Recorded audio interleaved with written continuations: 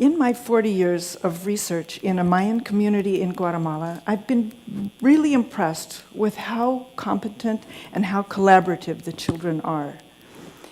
And it's made me aware of some very challenging circumstances in middle-class life in the United States. I'd like you to look around you. Could we have house lights, please? I'd like you to look around you, and everybody who's under the age of 12, please raise your hand. I don't see anybody raising their hand. Maybe there's one or two.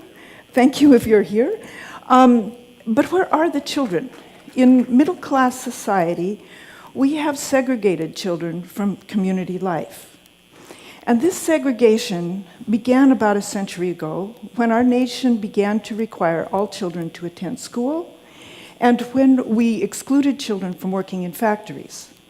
Now, that was an important change, but we've taken it too far. Now, most children in the United States spend a good deal of their time in settings that are only for children, but are controlled by adults.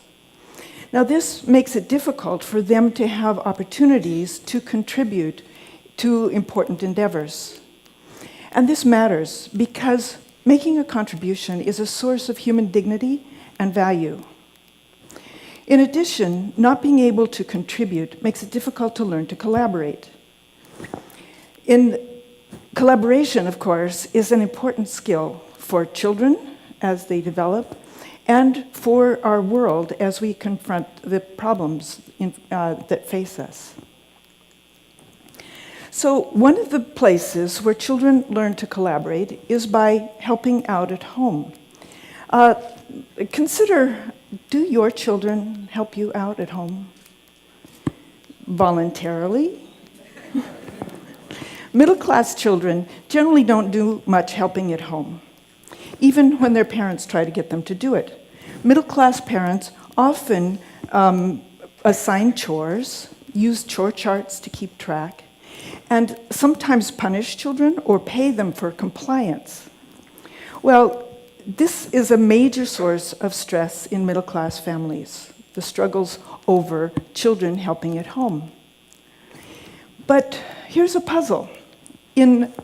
It's confusing why middle-class children don't want to help, because little children everywhere want to pitch in. On the left, you see 3-year-old Anali. She lives in the high Andes of Peru. When an anthropologist showed up at her house, Anali took over the role of hostess while her parents prepared a meal. She was confident in this role and went to get some water. She graciously offered a cup of water to the visiting anthropologist and kept one for herself, saying in Quechua, "Let us drink together." And on your right, you see my 3-year-old grandson, Sali, eagerly mowing my yard. Now, the lawnmower is about as big as he is, but he was so happy to make a real contribution that he pushed the lawnmower around the yard for 20 minutes, mowing the lawn and squealing with delight the whole time. So why do middle-class children not continue to want to help? Children in some other communities maintain an interest in helping around the house. We interviewed parents in Mexico, and mothers told us it was just normal for children to help without being asked. One mother said, "Well, there's days when my 8-year-old comes home and she says, 'Mom, you came home really tired, but let's clean up the house.'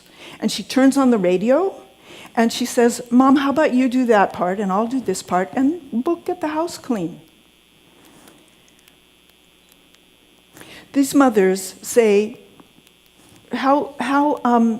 when we asked them how they helped their children learn to collaborate, they said that they include even the smallest children and they value their contributions.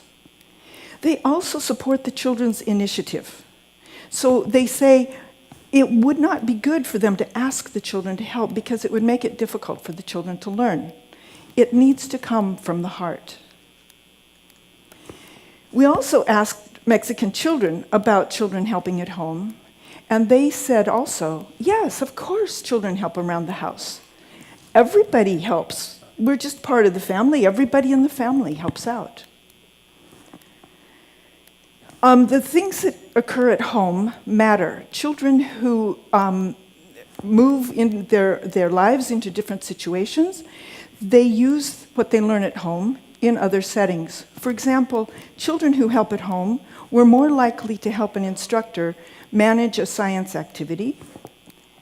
And when children were asked to plan routes through a model grocery store, they also carried forward what they were familiar with from home. Mexican heritage children in Santa Cruz, actually, were more likely to collaborate with each other, sharing ideas with each other.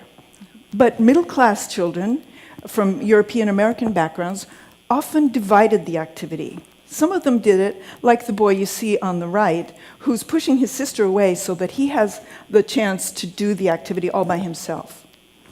Sometimes the middle-class European American kids took turns, but that also does not involve sharing ideas. And sometimes one of the children took a boss role, and the other child simply had to do as they were told. The children who took the boss role tended to be children from families where parents assigned chores. And the children who collaborated skillfully were mostly from families where parents and children worked together. By contributing to work around the house, children learn important skills for collaboration. They learn to align with other people. They learn to be alert to what is going on around them.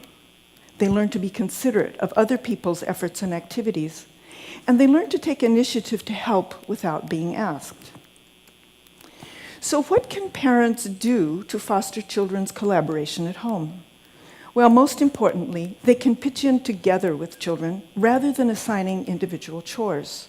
It makes it much more interesting and fun if you can do it together. Parents can also facilitate children's involvement and contributions and appreciate the efforts that the kids make. In addition, they can treat helping as a normal part of family life. So consider this. Would you pay your partner for helping around the house? Or praise them for helping? Oh, wow, good boy. I'll put a star on your chore chart. Though I have heard that it's an aphrodisiac for women when men do chores. Yeah, the women are clapping. So individual parents can make a difference. But it's much easier if the whole community includes children, gives them the opportunity to contribute. A century ago, when we began to segregate children from community life, we took things too far. Now, it's essential for the upcoming generation to have a chance to contribute and to learn to collaborate. This is important for their own development, but it's also important for effective teams at work. It's important for harmony in marriages and in families.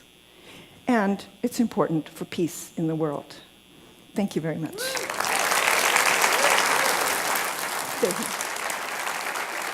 Thank you.